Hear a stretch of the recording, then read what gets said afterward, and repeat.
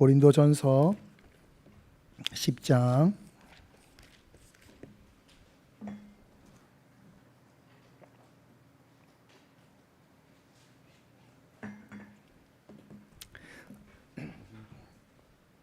19절에서 33절까지입니다. 교독합니다. 그런즉 내가 무엇을 말하느냐? 우상의 제물은 무엇이며 우상은 무엇이냐?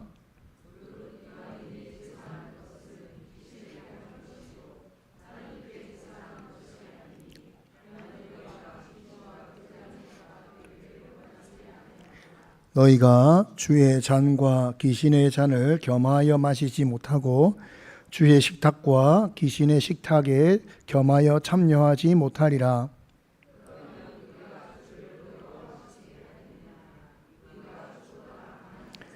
모든 것이 가하나 모든 것이 유익한 것은 아니요 모든 것이 가하나 모든 것이 덕을 세우는 것은 아니니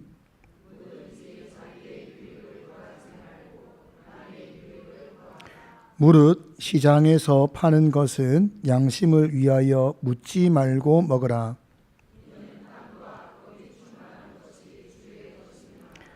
불신자 중 누가 너희를 청할 때에 너희가 가고자 하거든 너희 앞에 차려놓은 것은 무엇이든지 양심을 위하여 묻지 말고 먹으라.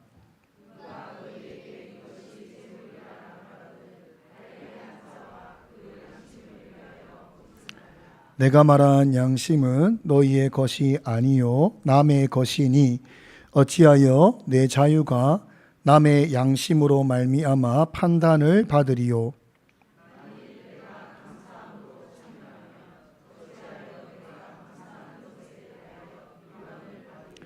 그런즉 너희가 먹든지 마시든지 무엇을 하든지 다 하나님의 영광을 위하여 하라.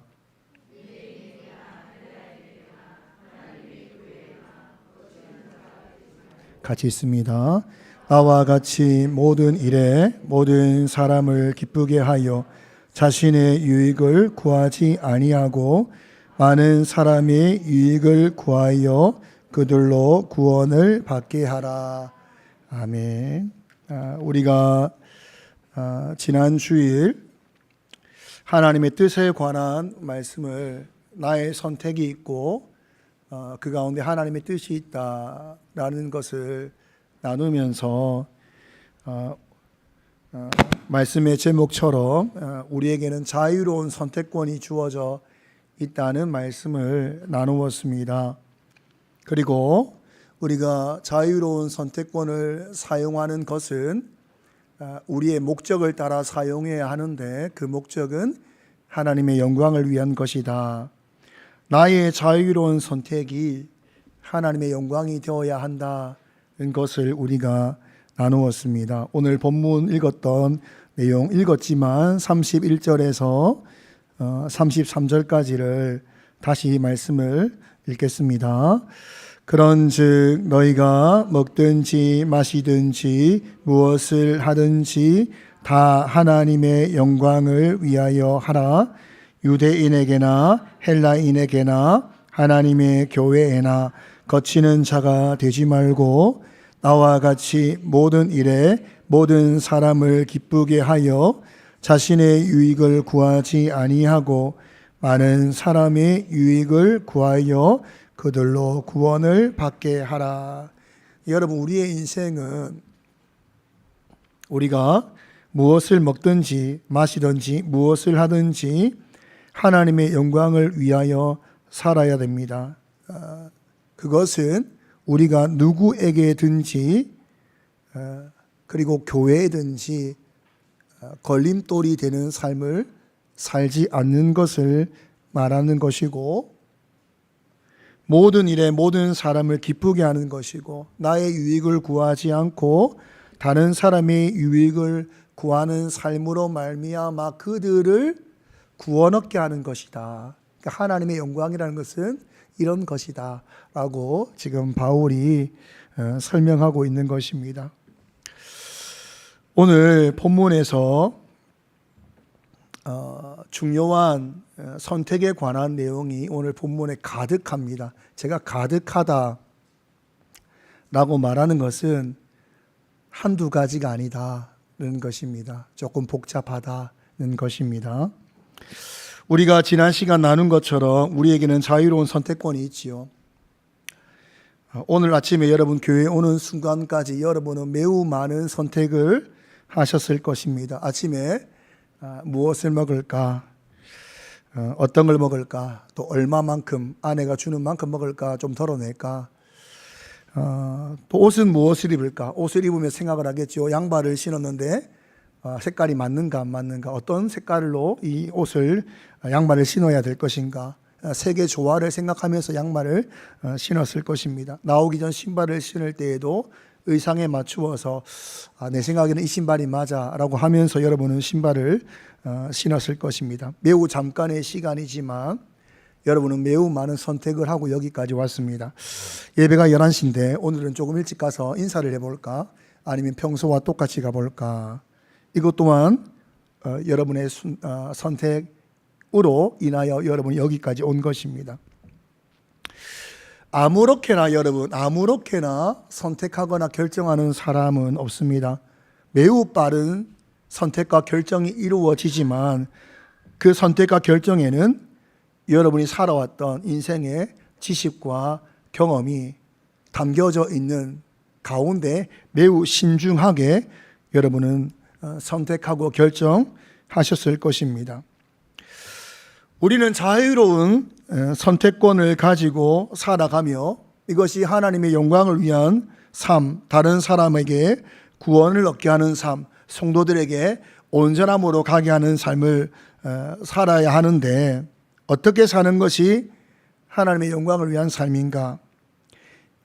이 부분에 대해서 우리의 삶에 적용하기 위해서는 우리가 먹든지 마시든지 무엇을 하든지 이 모든 것이 다 적용돼야 됩니다. 우리가 먹는 것, 마시는 것, 무엇을 하는 모든 것이 다 하나님의 영광으로 적용이 되어야 합니다. 그러기 위해서 우리의 선택에는 지혜가 필요합니다.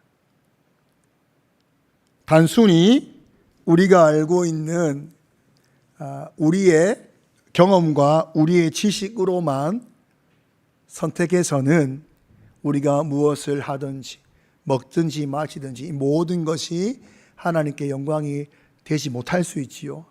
그래서 우리가 하는 모든 것, 먹는 것, 마시는 것, 모든 것이 하나님께 영광이 되기 위해서는 우리의 선택에는 우리의 경험과 지식이 들어가지만 그 전에 매우 중요한 하나가 들어가야 되는데 성경의 원리가 담겨져 있어야 하는 것입니다.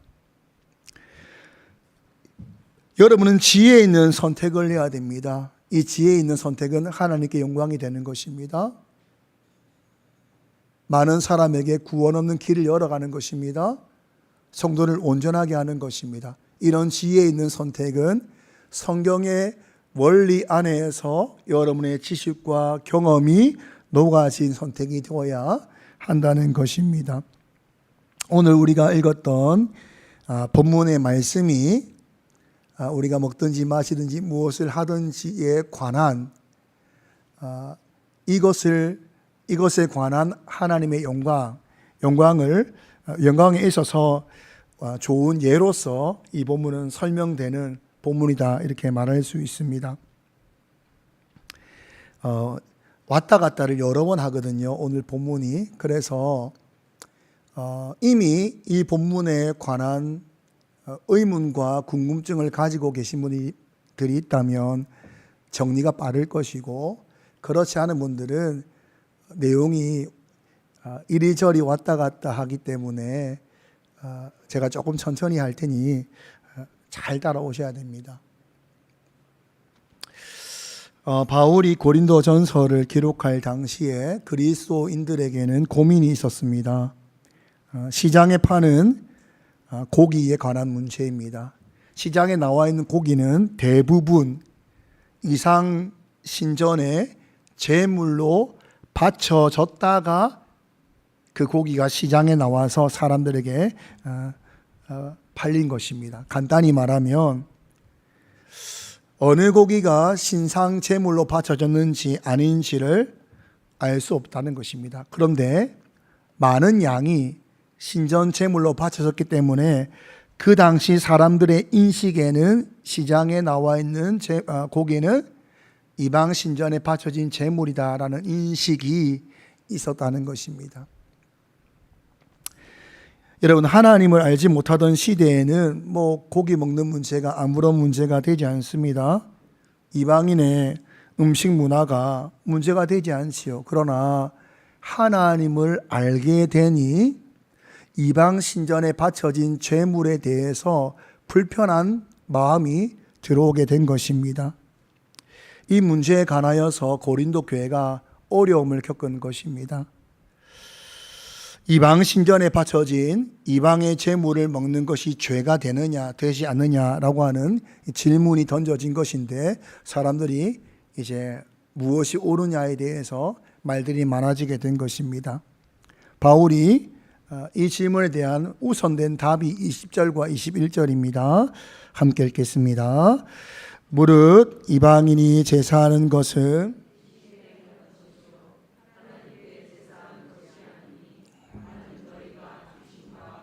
자가 되기를 원하지 아니하노라. 너희가 주의 잔과 귀신의 잔을 겸하여 바치지 못하고 주의 식탁과 귀신의 식탁에 겸하여 참여하지 못하리라. 바울은 이방인이 제사하는 것은 귀신에게 하는 것이기 때문에 우상의 제물을 먹는 것은 우상 숭배다, 이렇게 답을 내렸습니다. 이 우상의 뒤에는 사단이 존재하고 사단은 사람들이 하나님께 나아가지 못하도록, 하나님과 멀어지도록 속이기 위해서, 그리고 두렵게 하기 위해서 사단은 이런 거짓 신을 숭배하는 신앙을 만드는 것입니다. 그러므로 우상 숭배는 사단과 귀신이 그 배후에 자리 잡고 있는 것이다, 이렇게 말할 수 있습니다. 주의 잔과 귀신의 잔을 겸하여 마시지 못한다는 것은, 주의 잔이라는 것은 성찬에 참여하는 것을 말하는 것이고, 귀신의 잔이라는 것은 그들도 우상 숭배를 할 때에 그들의 신의 이름 가운데 술잔을 바쳤기 때문에 이 말을 하는 것입니다. 우상의 제물을 먹는 것은 우상 숭배이고 또 귀신의 상에 참여하는 것이 된다. 이것은 우리 주님을 노엽게 하는 것이다, 이렇게 대답을 합니다. 이렇게 결론을 내면 성경이 얼마나 깔끔하고 우리가 고민할 게 없겠지요. 그러나 여기서 그치지 않습니다. 우리의 삶이 단순하지가 않아요. 이어지는 내용이 갑자기 복잡해지기 시작합니다. 23절과 24절을 함께 읽겠습니다. 모든 것이 가하나 모든 것이 유익한 것은 아니요, 모든 것이 가하나 모든 것이 덕을 세우는 것은 아니니 누구든지 자기의 유익을 구하지 말고 남의 유익을 구하라. 지금 21절 이후에 나온 모든 것이 가하다, 이 모든 것이 가하다는 것은 뭘까요? 우상의 제물을 먹는 것은 가능하다는 것입니다. 왜 가능할까? 귀신을 숭배하는 자들이야 그 음식이 귀신에게 바쳐진 제물이기 때문에 우상 숭배가 되지만, 그들이 신이라 만든 것은 나무와 돌을 조각한 것일 뿐이잖아요. 그러니까 이것은 나무와 돌일 뿐인데 이것은 아무것도 아니다 라고 믿는 사람에게 있어서 이 제물은 아무렇지 않다는 것입니다. 이것을 바울은 이미 말을 하고 있지요. 고린도전서 8장 4절에서 8절을 교독합니다. 그러므로 우상의 제물을 먹는 일에 대하여는 우리가 우상은 세상에 아무것도 아니며 또한 하나님은 한 분밖에 없는 줄 아노라.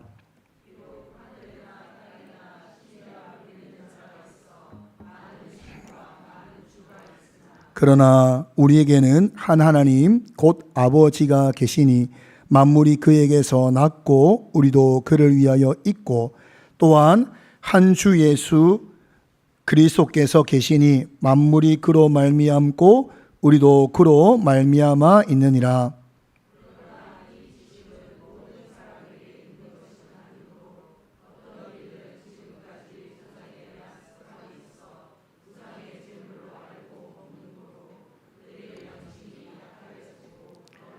같이 있습니다. 음식은 우리를 하나님 앞에 내세우지 못하나니 우리가 먹지 않는다고 해서 더 못 사는 것도 아니고 먹는다고 해서 더 잘 사는 것도 아니니라. 바울은 이미 고린도 8장을 통하여서 우상의 제물을 먹는 것에 관하여서 우상 아무것도 아니지 않느냐 이렇게 말을 합니다. 신은 하나님 한 분 외에 없다. 다른 모든 것은 거짓이다. 이렇게 말을 합니다. 중요한 것은 단지 이 지식이 있는 사람은 우상의 제물에 관하여서 아무렇지 않기 때문에 아무런 문제가 없습니다. 먹는 것과 먹지 않는 것이 아무런 문제가 없는 거예요. 그러나 이 지식이 없는 사람은 우상의 제물을 먹는 것이 양심의 상처를 받는다. 이렇게 말을 하는 것입니다. 여러분, 음식은 우리를 하나님 앞에 내세우지 못합니다. 이 무슨 말인가 하면 음식을 먹는 것과 먹지 않는 것은 아무런 상관이 없다는 것입니다. 먹는다고 해서 우리가 더 잘 사는 것도 아니고 안 먹는다고 해서 더 나빠지는 것도 아니다. 아무런 상관이 없다, 음식은. 이렇게 바울이 말하고 있지 않습니까? 이렇게 정리하니까 여러분 어떻습니까? 더 헷갈립니다. 아니, 우상의 제물이라고 해놓고 아무것도 아니고 먹어도 된다 이렇게 말해버리니까 더 헷갈릴 수가 있지요. 그래서 왜 바울이 이전에 우상의 제물이라고 단호하게 말을 했는지에 대한 배경을 알아야 이게 조금 덜 헷갈리고 명확해집니다. 10장 7절, 고린도전서 10장 7절을 함께 읽겠습니다. 그들 가운데 어떤 사람들과 같이 너희는 우상 숭배하는 자가 되지 말라. 기록된 바 백성이 앉아서 먹고 마시며 일어나서 뛰논다 함과 같으니라.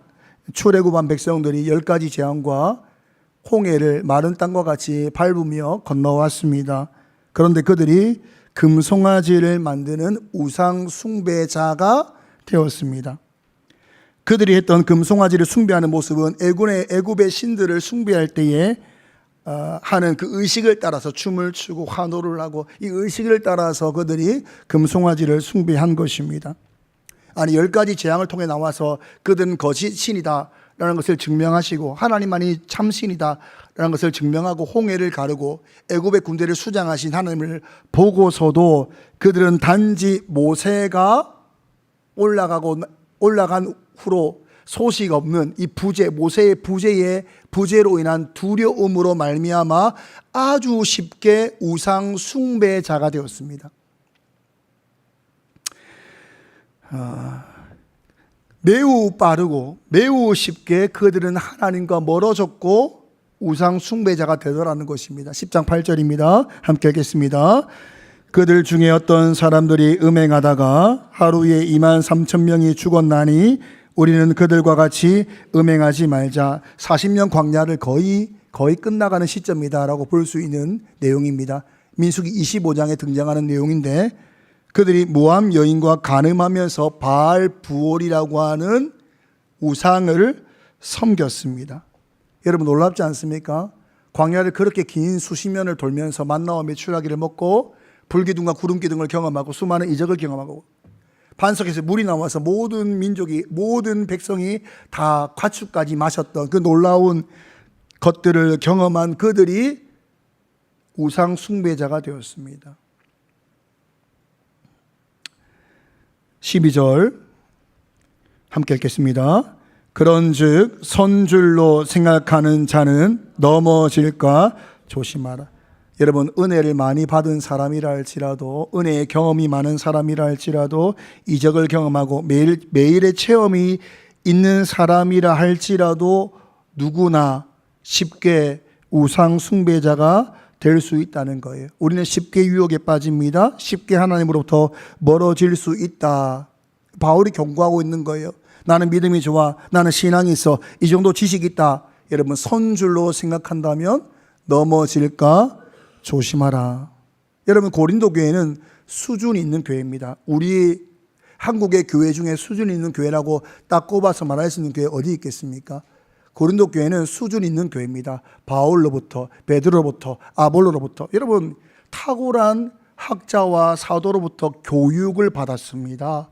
그리고 당대에 수많은 은사가 그 교회에 가득했습니다. 체험과 신앙과 지식이 가득한 교회가 고린도 교회였습니다. 그런데 바울은 이런 고린도 교회를 향하여서 우리는 쉽게 넘어지고 쉽게 유혹받고 쉽게 멀어질 수 있다. 우리의 믿음, 우리의 신앙 이 정도면 된다. 우리는 수준에 있다 라고 생각하지 말라. 손줄로 생각하는 자는 넘어질까 조심하라. 그러므로 우리는 쉽게 우상 숭배자가 될 수 있기 때문에 우상의 제물을 향하여 가지 말라. 그들의 신전을 향하여 가지 말라. 참여하지 말라. 보지도 말라. 왜? 쉽게 넘어지고 유혹받기 때문이다. 이 말 가운데 그 제물을 먹는 것, 신전에 가서 우리 아무것도 아니야 라고 생각해서 제물을 먹는 것에 대해서 우상 숭배자다 이렇게 말을 하는 것입니다.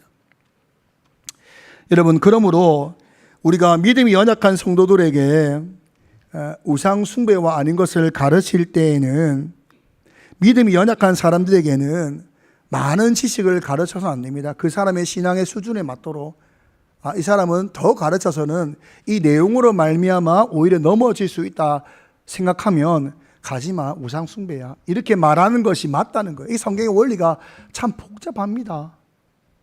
사람에 따라서 어떻게 어떤 말을 할 것인가에 대해서 우리는 이 성경 원리 안에서 우리의 지식과 경험을 잘 조화를 맞춰야 되는 거예요.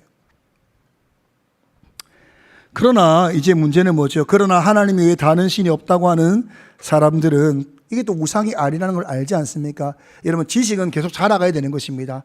우상의 제물이다, 먹지 말라, 우상 숭배다, 여기서 멈춰서는 안 되죠. 자라가야 되는 거예요. 우상은 아무것도 아니다라는 것까지 또 가야 되는 것입니다.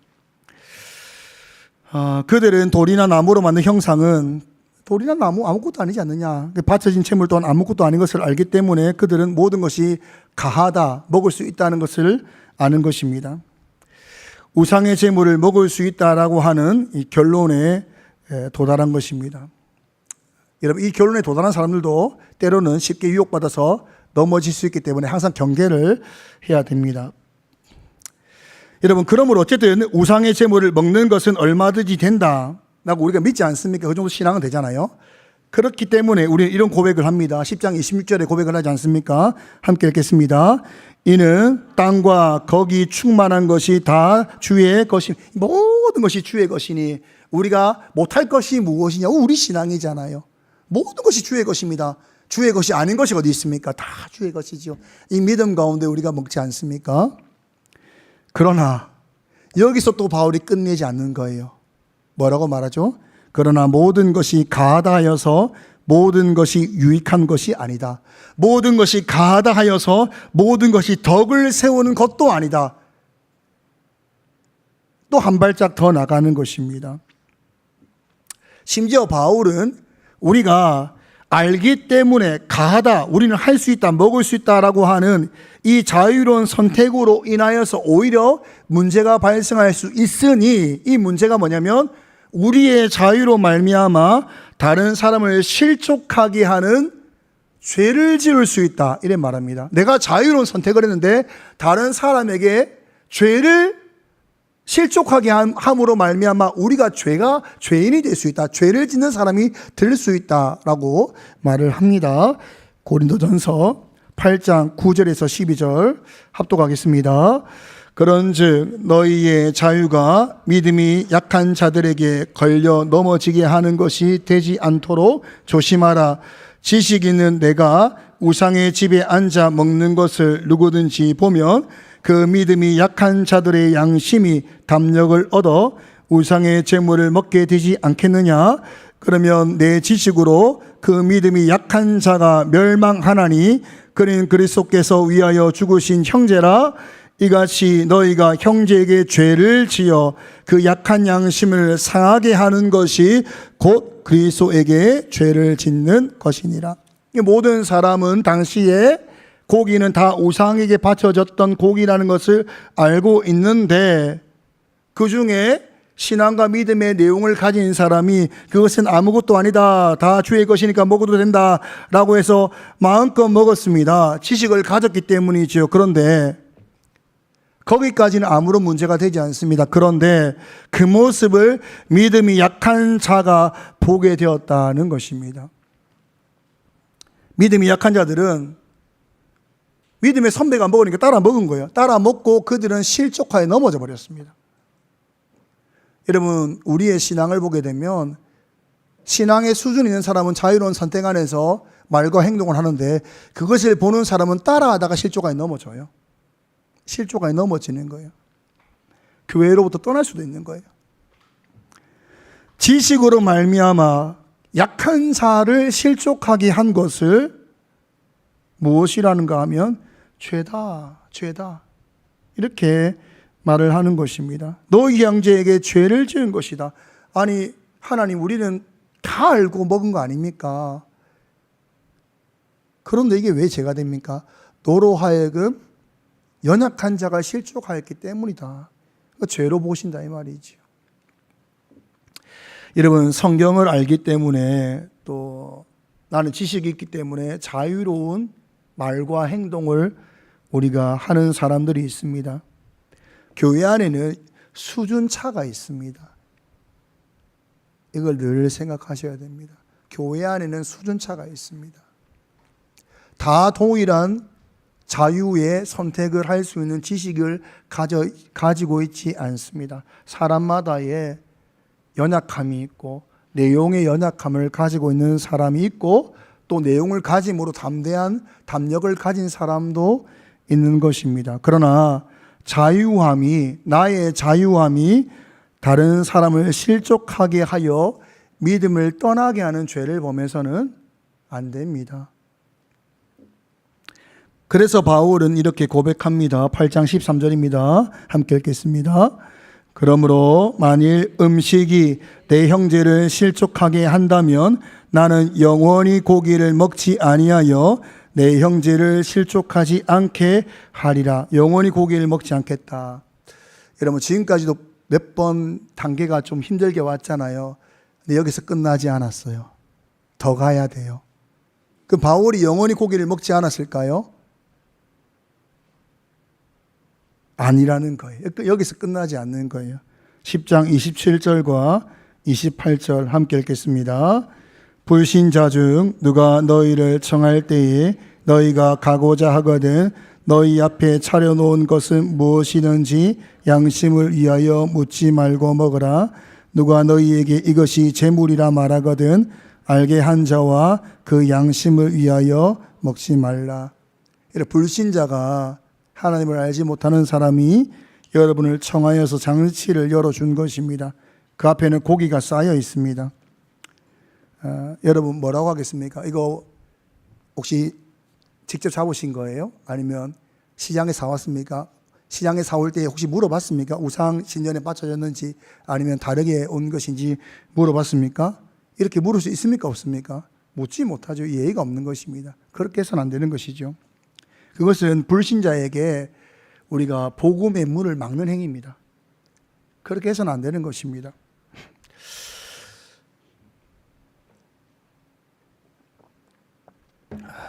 저는 지금까지 개고기를 한 번도 먹은 적이 없어요. 대구 삼성교회를 사역할 당시에 여름 이제 성경학교와 수련회를 끝내고 나서 제가 초등 1부랑 중등부를 했는데 중등부 부장사님이 기분이 매우 좋으셨는지 저를 위해 개고기를 잡으셨어요. 저를 주인공이라 하시면서 개고기 잔치를 여셨습니다. 그 잔치에는 중등부 교사 또 초등부 교사 수십 명이 잔치에 참여를 했어요. 제가 이제 애들 성경 공부를 끝내고 쉬고 있는데 저녁 시간이 되어서 전화가 왔습니다. 잔치가 이미 벌어져 있는 거예요. 전사님, 주인공이 빠졌습니다. 빨리 오십시오. 근데 제가 이미 그분이 개를 큰 개 한 마리를 잡았다는 소식을 이미 듣고 알고 있었거든요. 제가 전화를 받고서는 지휘사님 정말 죄송합니다. 저는 개고기를 먹지 않습니다. 전화를 끊었어요.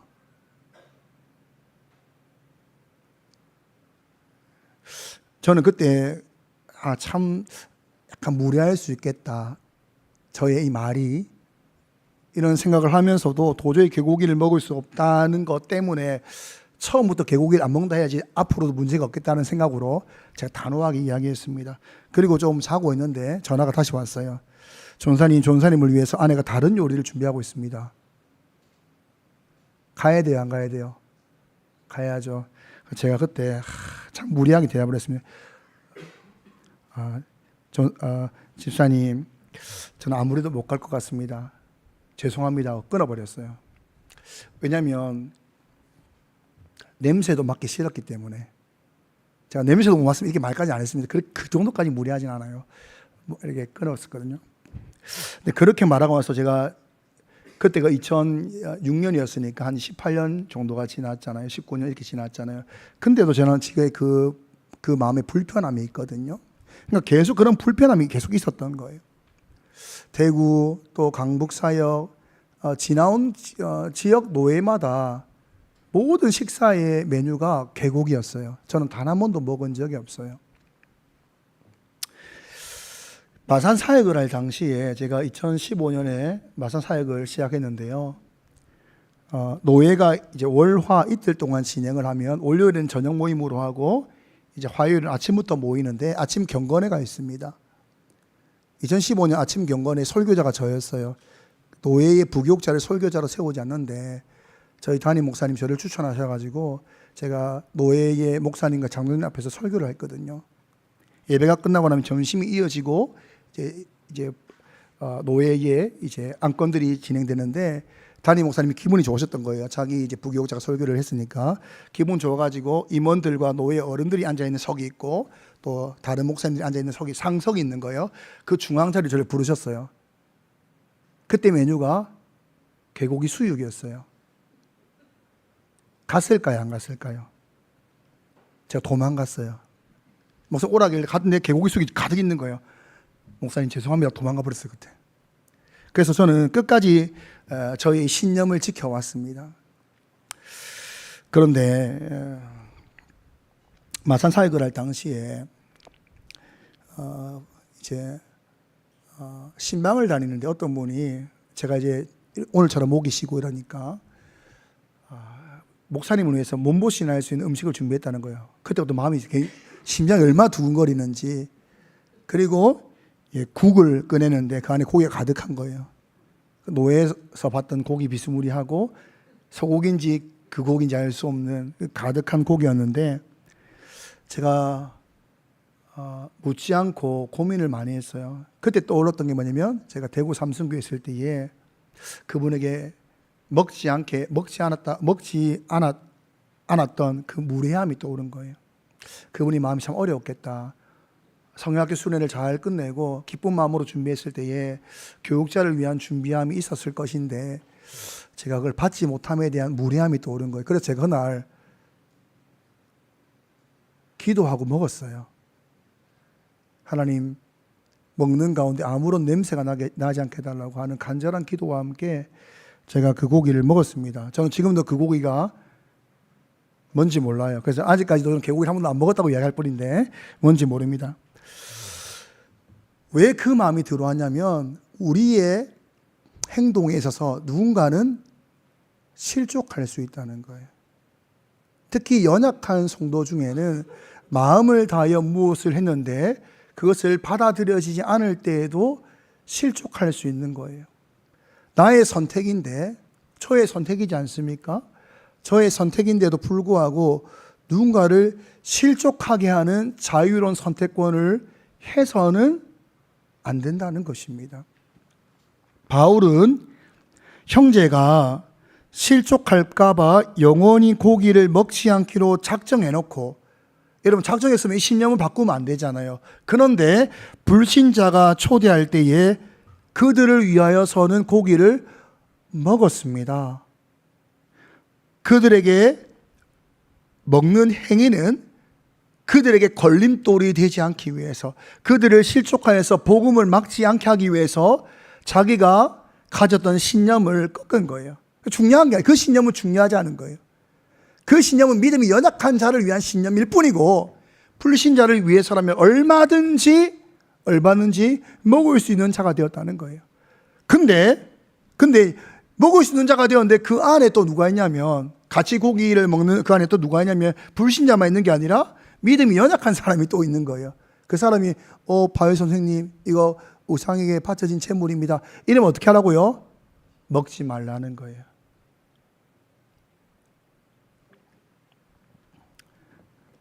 성경의 원리가 여러분 매우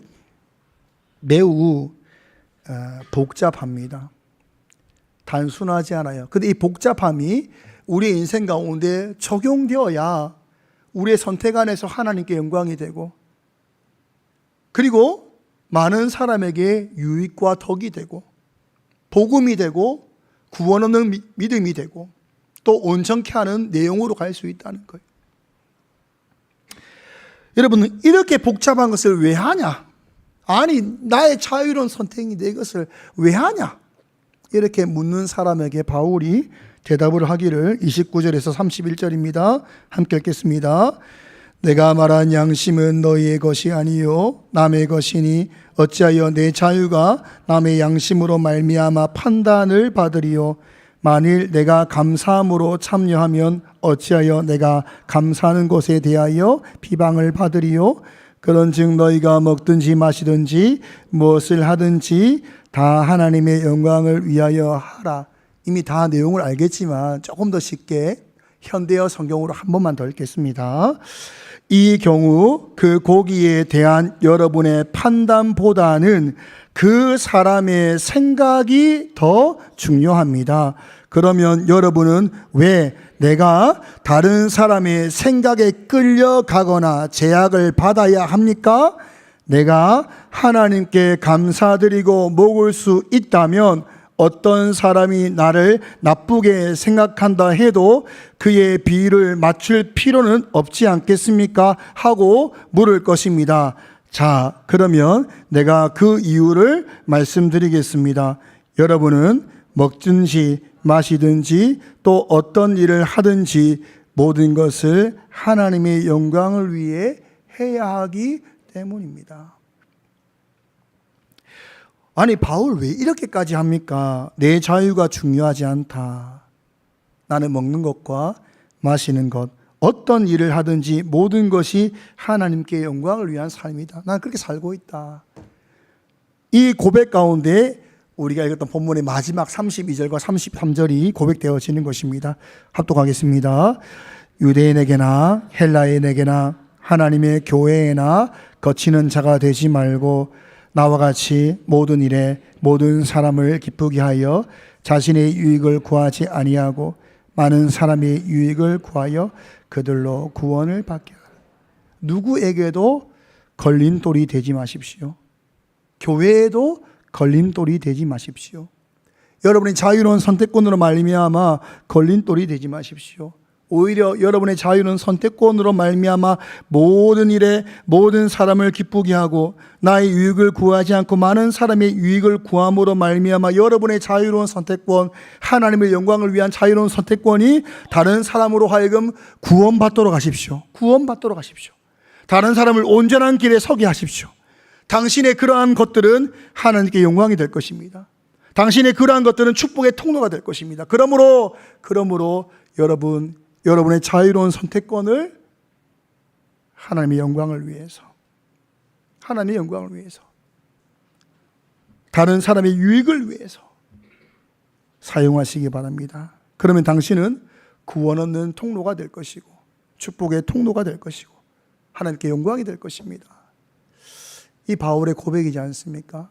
여러분, 살아가는 삶 가운데 우리가 먹든지 마시든지 무엇을 할 때마다 우리는 고민해야 되는 것입니다. 성경의 원리가 이러할지인데 어떤 사람에게는 이렇게 하는 것이 옳을 것이고 어떤 사람에게는 다르게 하는 것이 옳을 것입니다. 내 신념이야. 여러분, 우리에게는 신념이 없습니다. 옳은 신념으로 붙을 때가 있어야 할 때가 있고 또 신념조차 내려놓아야 할 때가 있는 것입니다. 나의 신념보다, 나의 결단보다, 나의 지식보다 더 중요한 것은 하나님께 영광이다. 다른 사람의 유익이요, 다른 사람에게 구원 얻게 하는 나의 삶이다. 여러분이 살아가는 모든 삶 가운데 모든 내용, 먹든지 마시든지 어떤 일 무엇을 하든지 그 가운데 고민하며 결단하는 것들이 사람을 살리기를 바랍니다. 교회의 은혜가 되고 축복의 통로가 되기를 바랍니다. 구원 없는 믿음을 주는 그러한 삶이 되기를 소망합니다. 이 믿음으로 살아가기를 간절히 바랍니다.